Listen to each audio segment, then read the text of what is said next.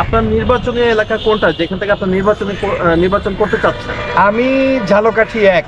আপনারা জানেন যে একটা আকর্ষণীয় সিট, এই জন্য আমাদের বাংলাদেশের একজন জাতীয় বেঈমান হিসাবে নির্বাচনের আগে শেষ মুহূর্তে এই সিটটা থেকে বিদায় নিয়েছেন। তার নাম হচ্ছে ব্যারিস্টার শাহজাহান ওমর বীরুত্তম সাহেব।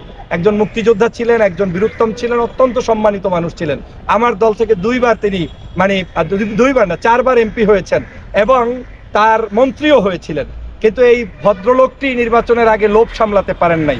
জেলে গিয়ে শেখ হাসিনার বিশেষ বার্তা পেয়ে সকল মামলা থেকে খালাস নিয়ে তারপরে তিনি নির্বাচনে অংশগ্রহণ করলেন এবং জাতির কাছে তিনি প্রত্যাখ্যিত হলেন। আগামীতেও বাংলাদেশে ওই আসনে ওনার কোনো অস্তিত্ব তো নেই, এটা হচ্ছে বাস্তবতা। তো ওই একই আসন আমার আসন। আমি সেই আসনে বাংলাদেশ জাতীয়তাবাদী দলের 18 সালেও প্রার্থী ছিলাম, মানে নমিনেশন প্রত্যাশী ছিলাম। সিট থেকে আমি আপনার কি বলে মনোনয়ন কিনেছিলাম, যদিও সেই সময় শাহজাহান ওমর সাহেব ছিলেন। এখন আপনাদের দোয়া এবং ভালোবাসা থাকলে আমার থাকবে। তবে আমি দেশের জন্য, জনগণের জন্য, যুব সমাজের জন্য, ছাত্র সমাজের জন্য যে কোনো ধরনের ঝুঁকি নিতে প্রস্তুত। আমি একটি দল করি বলে দল পেশা হতে হবে এটা আমি বিশ্বাস করি না।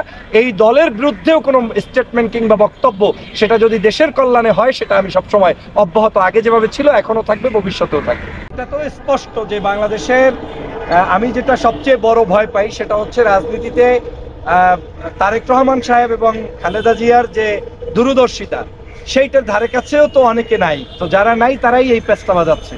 তো স্থানীয় পর্যায়ে অনেকে হতে পারে আওয়ামী লীগেরই ব্লাডের তৈরি হওয়া কিছু নেতাকর্মী, যাদের চরিত্র হচ্ছে এরকম, খাওয়া দাওয়া করবে, মাস্তানি করবে। তো মাস্তানির বাংলাদেশ তো আর আগামীতে হবে না এবং সেই সুযোগ নাই।